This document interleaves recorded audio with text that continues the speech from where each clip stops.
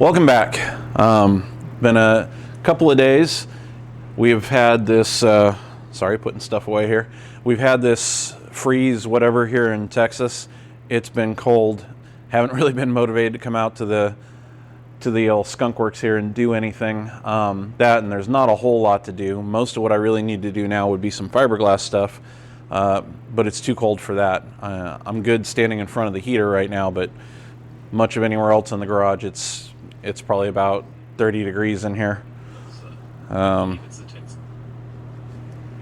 Interruption there. Anyhow, I did get one thing done yesterday. I didn't film it. It was just a quick spur of the moment thing. I went ahead and Cerakoted my first official airplane part. This is obviously the pitot mast. Presumably I'm going to be installing this soon when I go to install the skins. I did flip the cradle around. This is now the left wing over on this side. The right one is facing the other way. So this is going to get installed in the wing when these bottom wing skins go on, possibly this weekend. So I wanted to get that done. I thought about painting this with the rest of the wing later on, but I figured it would be a lot easier just to coat it with some Cerakote now because it's a good coating for small parts. And then later on, all I got to do is tape it up, and I don't have to worry about how I'm going to get that weird angle of the mast with the wing and everything else. I can just tape it and be done with it. So it came out really well. It has one little run right along the edge there. I don't know if that's going to come out. Supposedly, once this is fully cured here in another couple days, I can take some steel wool, quadruple zero steel wool and some oil, and that'll level that out and it'll be nice and clean. But it came out really good. So there's that.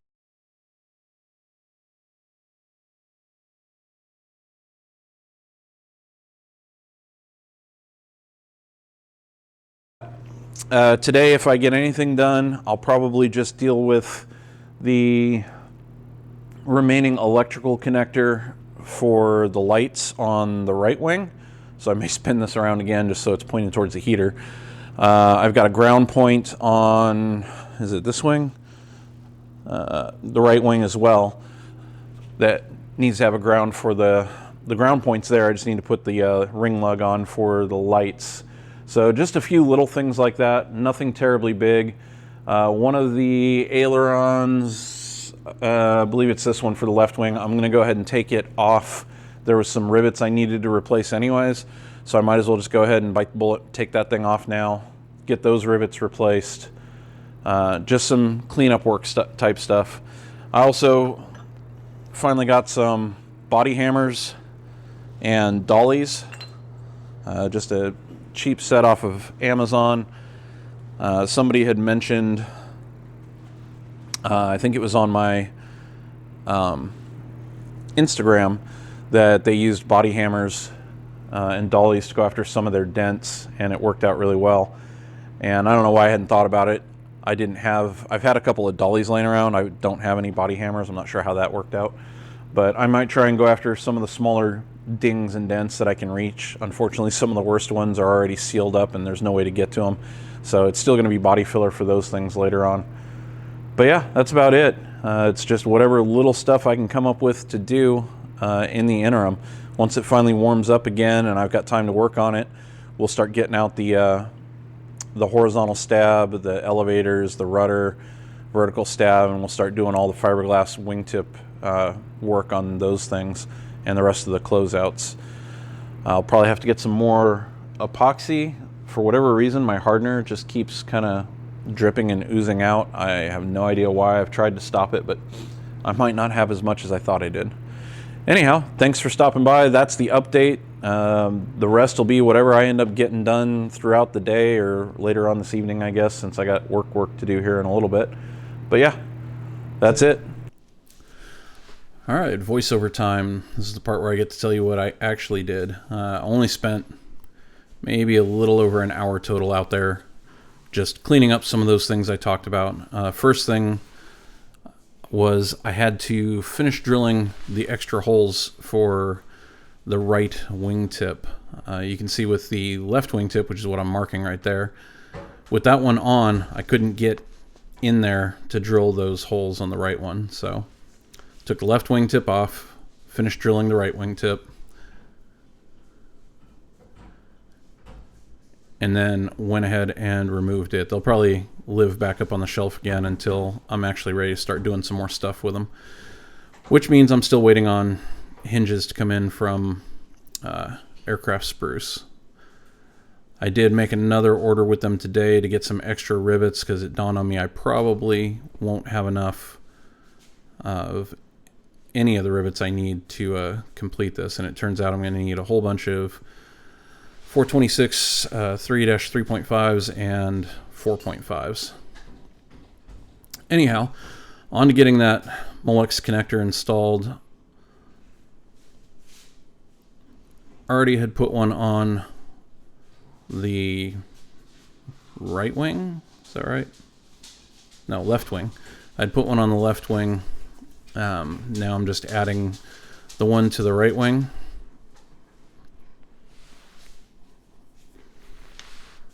Easiest way to strip shielded wire, I said it before, is just put it up against a block of wood and use a razor blade. Per Fly LED's recommendation, I'm using the shield for a ground, and I'm using these little heat shrink solder ground taps to do that.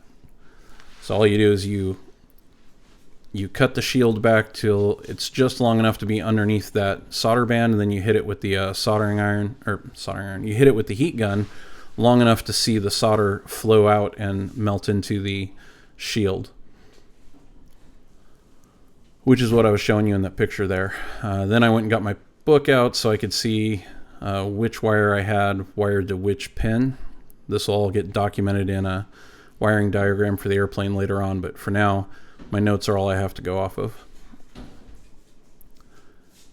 And now it's time to put the pins on, and I decided to try the new crimpers that I got from Steinair, and those didn't work for me, not with the pins I was trying to use, or at least I couldn't make them work. Then I tried another set I had. I couldn't make those work. So finally I just went back to my original set.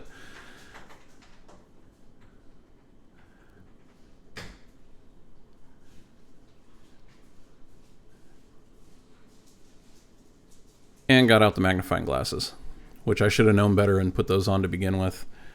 Makes it a whole lot easier to see those tabs so you know where you have it lined up in the pliers and where you don't, because you do not want to crush the locking tabs on those pins. On that note, I probably need to go order some more because I burned through a few messing around with those other pliers.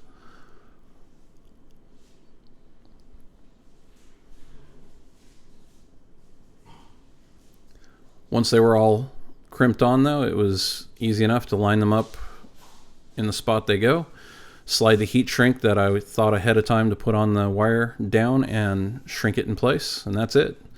Those are done. Flip it around, and on the other wing, or the other end of the same wing, sorry, I need to ground the landing light wire. And since this is my right wing, I may put a remote magnetometer out there in the future. I may not.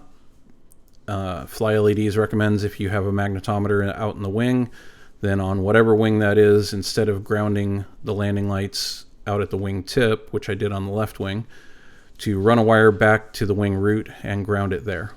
And that's what this is. I already put the ground stud in a few weeks back. I just hadn't actually terminated the wire, so I thought I'd go ahead and do that now. And I may end up moving it. I'm not sure. We'll have to see. I just noticed on somebody else's build page that where I have the pitot static lines coming out interfered with where this slides into the pocket on the fuselage, and they had to move it one web up on the spar, or on the rib. So I won't know that until I've got a fuselage to work with. So in the meantime, they can all just kind of stay there. And just tidying up the strings and the wires again. It's amazing how much stuff is already in those wings.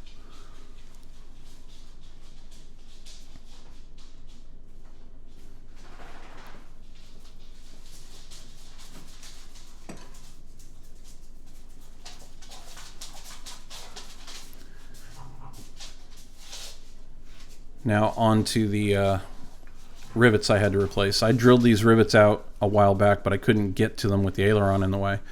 And I learned something. I've put these ailerons on and off a few times now, and I always fought with the bolts and the washer stacks and everything else on the push rod side. And today I realized I'm an idiot. There's an easier way to do this. And I'm going to do it when I remove it.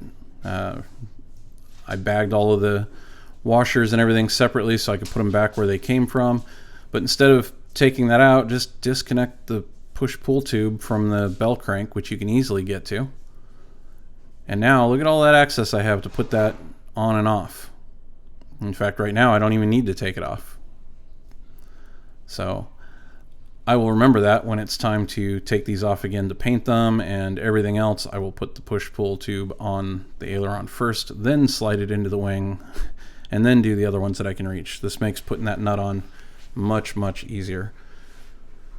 It'll also make torquing it easier. I was trying to figure out how I was actually going to pull that one off.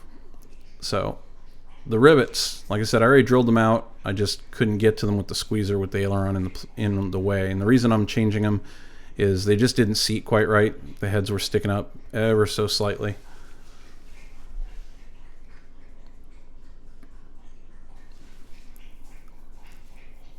But that's it.